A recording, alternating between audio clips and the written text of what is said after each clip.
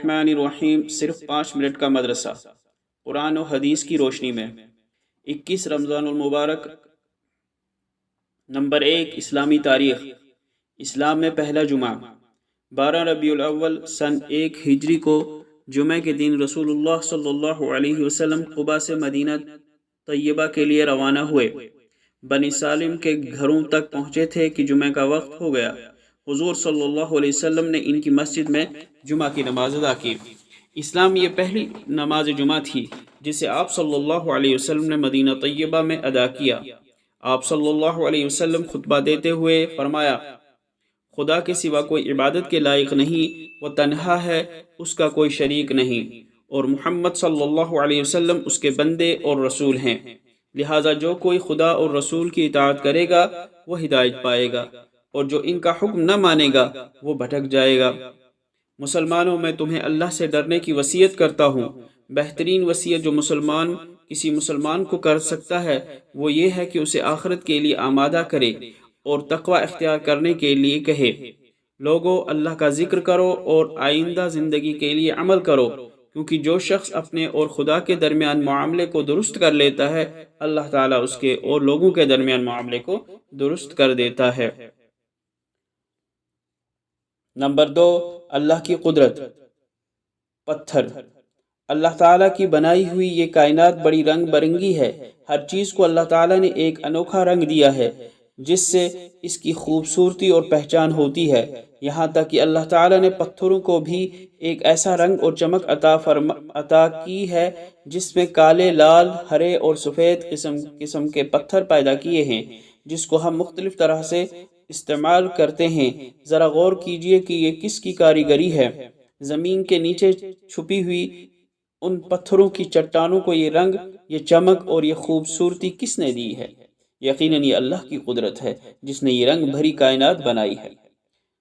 Number 3، ایک فرض کے بارے میں۔ ہدیے میں قبضے کا واجب ہے۔ ہدیے میں قبضہ واجب ہے۔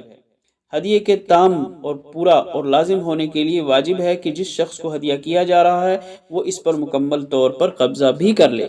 اگر اس نے قبضہ نہیں کیا تو ہدیہ مکمل نہیں ہوگا۔ نمبر 4، ایک سنت کے بارے میں۔ سجدے میں سبحان ربی الاعلیٰ پڑھنا۔ حضرت حذیفہ رضی اللہ عنہ فرماتے ہیں کہ میں نے رسول اللہ صلی اللہ علیہ وسلم کو سجدے میں 3 مرتبہ سبحان ربی الاعلیٰ پڑھتے ہوئے سنا۔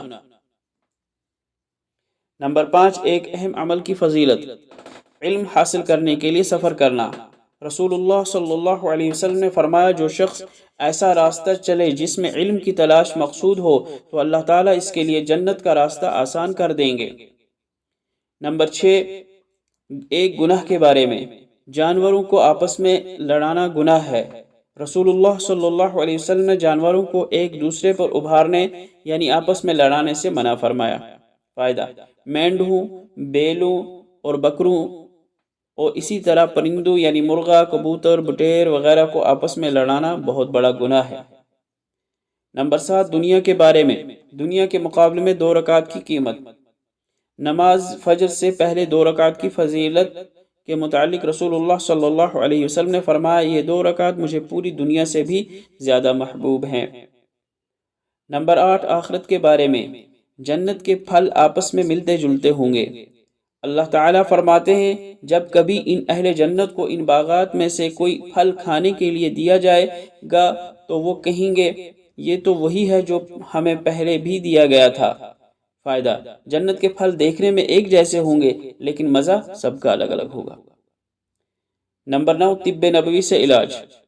تربوز کے فوائد۔ رسول اللہ صلی اللہ علیہ وسلم تربوز کو تر کھجور کے ساتھ کھاتے اور فرماتے کہ ہم اس کھجور کی گرمی کو تربوز کی ٹھنڈک کے ذریعے اور تربوز کی ٹھنڈک کو کھجور کی گرمی کے ذریعے ختم کرتے ہیں۔ فائدہ: تربوز گرمی کی شدت کو کم کرتا ہے اور گرمی کی وجہ سے ہونے والے سر درد میں بے حد مفید ہے۔ نمبر 10، قرآن کی نصیحت۔ سیدھے راستے سے نہ ہٹو۔ قرآن میں اللہ تعالیٰ فرماتا ہے، جو روشن دلائل تمہارے پاس آ چکے ہیں، اگر تم ان کے بعد بھی سیدھے راستے سے پھسل گئے تو یاد رکھو کہ اللہ حکومت و اقتدار میں بھی کامل ہے اور حکمت میں بھی کامل ہے۔ اللہ تعالیٰ ہمیں عمل کرنے کی توفیق عطا فرمائے۔ وآخر دعوانا ان الحمد للہ رب العالمین۔